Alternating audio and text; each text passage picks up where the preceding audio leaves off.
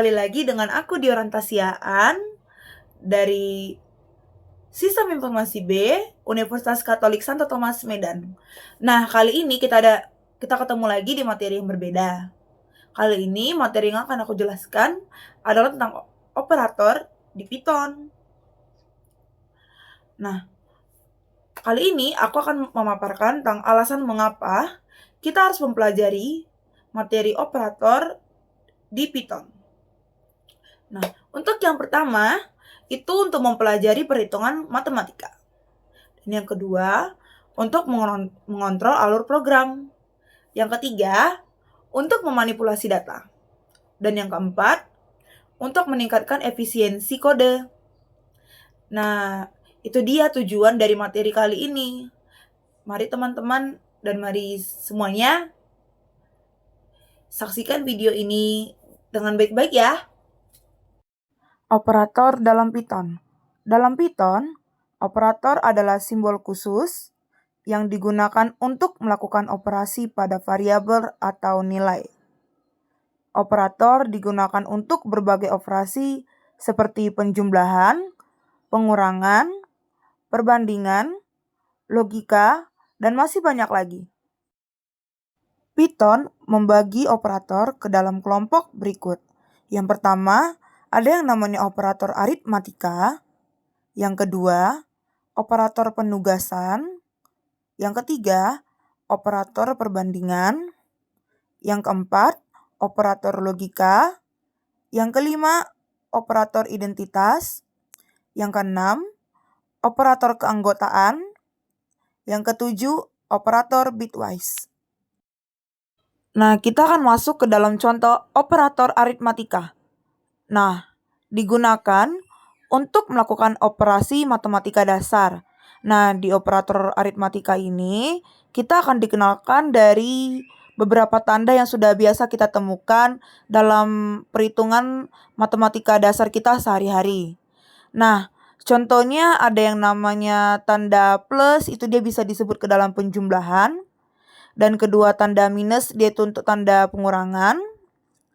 Dan yang ketiga ada tanda bintang, itu biasanya untuk perkalian. Dan tanda satu huruf sisi miring, tanda sisi miring itu biasanya untuk pembagian.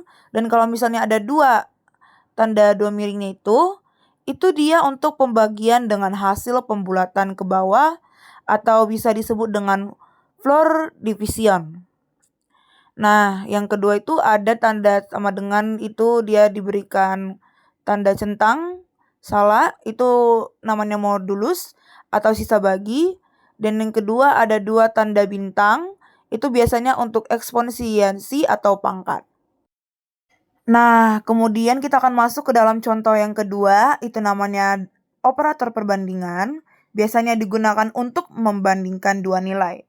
Nah, kita akan melihat ada dua tanda, dia itu biasanya tanda minus, tapi dia dibuat berhadapan, itu biasanya disebut dengan sama dengan. Tapi ada juga kalau semisalnya sebuah tanda pagar, terus kemudian ada tanda sama dengan, itu dia menyatakan tidak sama dengan.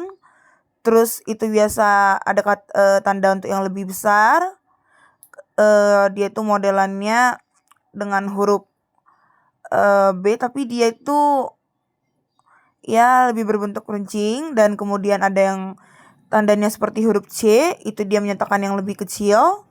Dan ada juga yang namanya tanda lebih kecil, lebih besar dengan sama dengan, itu dia menyatakan lebih besar atau sama dengan. Kemudian ada yang dia C kecil, tanda C kecil dengan tanda sama dengan, itu dia bisa menyatakan lebih kecil atau juga sama dengan. Nah, begitu kira-kira teman-teman.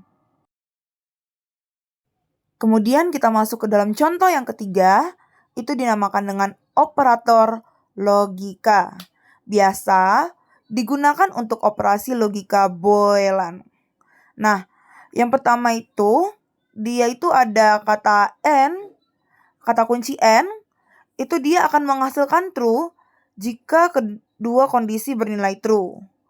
Ya, true itu artinya benar ya kalau misalnya itu dipakai kalau misalnya menghasilkan ke sebuah kebenaran gitu ya. Kemudian ada yang namanya or, dia akan menghasilkan true jika salah satu dari kondisi bernilai true. Nah, ini berbeda dari yang kata and. Kalau yang or ini, dia baru bisa menghasilkan kata true jika salah satu kondisi bernilai true. Nah, kemudian ada yang namanya not, dia itu membalik nilai buelan ya, yang dari true kemudian menjadi false, dan sebaliknya kalau misalnya awalannya false maka akan dibalikkan menjadi true. Nah, begitu teman-teman. Kita akan masuk ke dalam contoh yang keempat bernama tentang operator penugasan. Nah, itu biasa digunakan untuk memberikan nilai ke variabel.